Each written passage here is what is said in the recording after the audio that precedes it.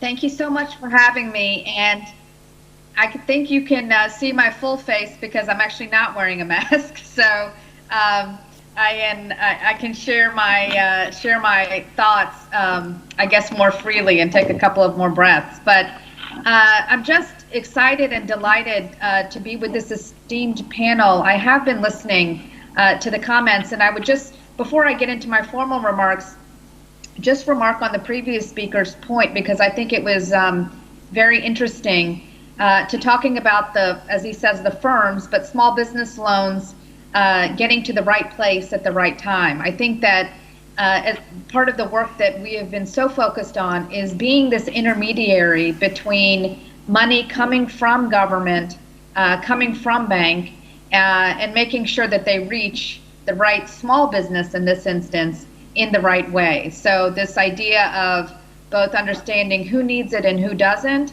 and to fight fraud, waste, and abuse has been an area that we have focused quite heavily on, not only during the pandemic, but in our overall work with government. So I thought that was a very interesting and well-made point. The other thing I'd just like to add, I guess, at the front end is that from the conversations, both of the previous panel and this panel, the pandemic has forced us, or maybe allowed us, to do things that we may not have done before. In our world, we call it innovation, and in other worlds, it's policy changes that nobody may have ever expected. You know, for us at Mastercard, that looked like, in the very beginning, making quite a significant contribution, at least for us, of $25 million to join a partnership with the Gates Foundation and the Wellcome Trust to accelerate the vaccine and the therapeutics development of a COVID solution around the world. Why that was important for us to be involved in is because we also knew that because of whatever the current system is, we wanted to ensure that any therapeutic and any vaccine was distributed equitably around the world. So our support, our technology, and our funding has really gone to do something that we may not have been involved with before, which really involves the distribution and development of the therapeutic and the vaccine. In terms of how this all relates to small business, I run something called the Mastercard Center for Inclusive Growth, which is a think tank that lives inside the company. And for the past many years, about 5 years, we've really been focused on the types of interventions with small businesses, with government as partner, that really focus on the end user, in this case in small business. Why is that important? Because we all know that much of the conversation that we have been talking about today, the end user in this instance is a small business. They represent 90% of all businesses around the world, employ roughly 70% of all workers globally, and deliver more than half of GDP. So when we're talking about the solutions and the policy changes, the end users are these businesses. When small business suffer, we all suffer. My view is supporting this community is probably the most important work that we can take on over the next many months and potentially years. We've been committed to serving the small business world globally and helping them sustain themselves through this global crisis using our network, using our insights, technology, products, services, and philanthropic support. And in April of this year, we actually announced a commitment of $250 million over 5 years to put this work into action. What we know at the center, and I'm not telling anybody anything they don't know, which is true for not only small business, for everything else, is that small business owners in this environment are extremely focused on their time and on their money. So preserving time and increasing money have been the two North Stars that we use to think about our relationship with them. What that looks like is a digital first, data-driven, and security-centered approach to working with small businesses.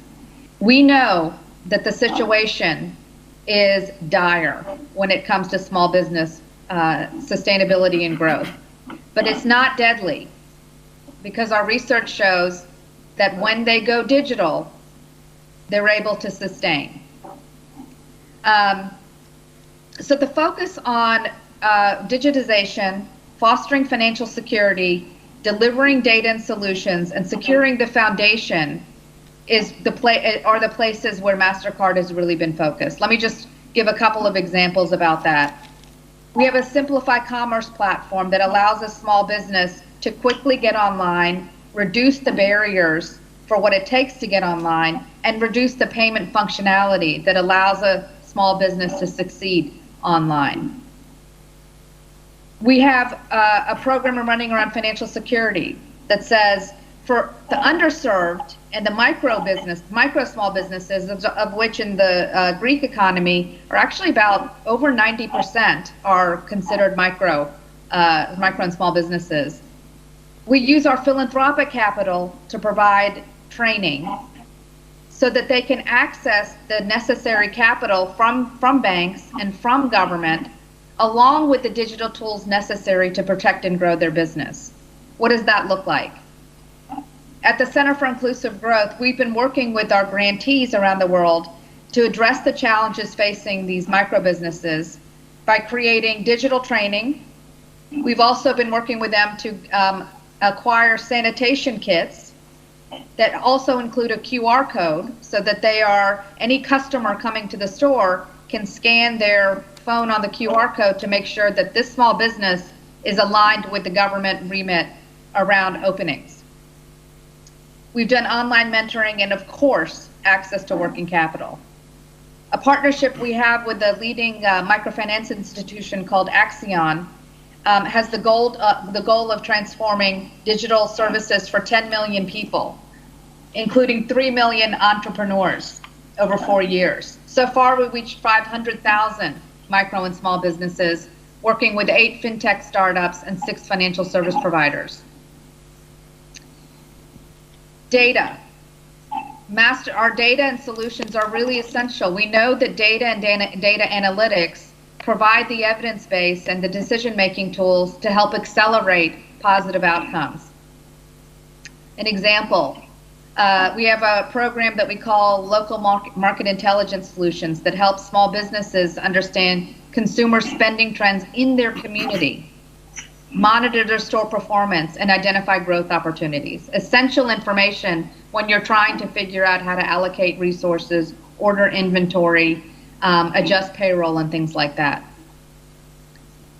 Working on the foundation of small businesses. We've been on the forefront of implementing standards that secure the digital payment landscape and deliver solutions that protect small businesses and protect their customers.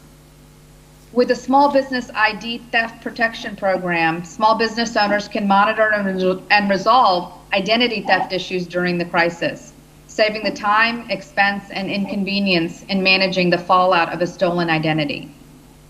We have a partnership with the Global Cyber Alliance that has created a cybersecurity toolkit and a cyber readiness program that equips small business owners with basic security controls and guidance, operational tools, how-to materials, and recognize best practices to protect themselves from the ever-evolving cyber risks that, of course, are increasing as we all go digital. Of course, while much of our focus has been on the SME services and supporting directly, we recognize that economic recovery, especially for this sector, requires partnership. Government, as we have heard, is a key partner to build back better at scale. We've been working with governments across a whole range of activities, including credit, data, security. On the data side, to help governments with planning, we've been using our tools, especially in Greece, like Spending Pulse, to help quantify the impact of COVID-19 on the economy. We've been working with our test and learn data capabilities to rapidly understand what decisions will work quickly, what decisions will take longer, using data as a tool, AI and machine learning. For example, since the outbreak of the pandemic, we've been working with the Greek government to provide detailed reports that give them a clear picture of the course of spending, including a year-on-year comparison and focus on specific sectors that drive the local economy. For Greece, this means tourism. We've created a tourism insights platform that is at the center of the work we're doing with the Greek National Tourism Organization and the Institute of the Greek Tourism Confederation. Mastercard's been supporting their efforts to identify international audiences that have an ability to travel to Greece. In this case, with the GNTO, we went one step further with them to actually work on a campaign to promote Greece as a destination when travelers start making more frequent trips. Given that many, if not most, of Greek tourism businesses are small and micro, the value generated by creating the enabling environment is clear and it's tangible. Coming soon, I should say, we are going to be working with the municipality of Athens on a program that will give the opportunity to both Greek and foreign visitors to benefit from special offers from accommodations in some of the city's most beautiful hotels, as well as for unique experiences with dining, entertainment, and more. So coming soon. One final way that I'd just like to talk about this is the work that we're doing to help them directly, help small businesses directly. We all know that the majority of cases, SMEs, as I said before, are time poor and often have limited staffing and support. With the pandemic crisis putting an additional strain on business owners, in July we launched in Greece Mastercard's virtual personal assistants, a hotline that small businesses can turn to for information and support. Reaching out to their virtual personal assistant, a business owner can get the vital information they need, such as their ability for state aid, as well as receive assistance both in daily activity and more demanding projects, ranging from ordering office supplies to selecting a partner for their marketing campaign. And now that we're coming back and we are returning to this new normal, we're working on a new initiative that will give SMEs some financial breathing space, supporting their efforts and to boost their sales. And although I'm coming and talking to you from the United States, you should know that in your audience today is our leader on the ground and the person who has helped driving most of the change for Greece. Aspa Palmieri is there. She's with you all today. And I really hope that you will work with her and obviously work with us to build back better and stronger for Greece. Thank you.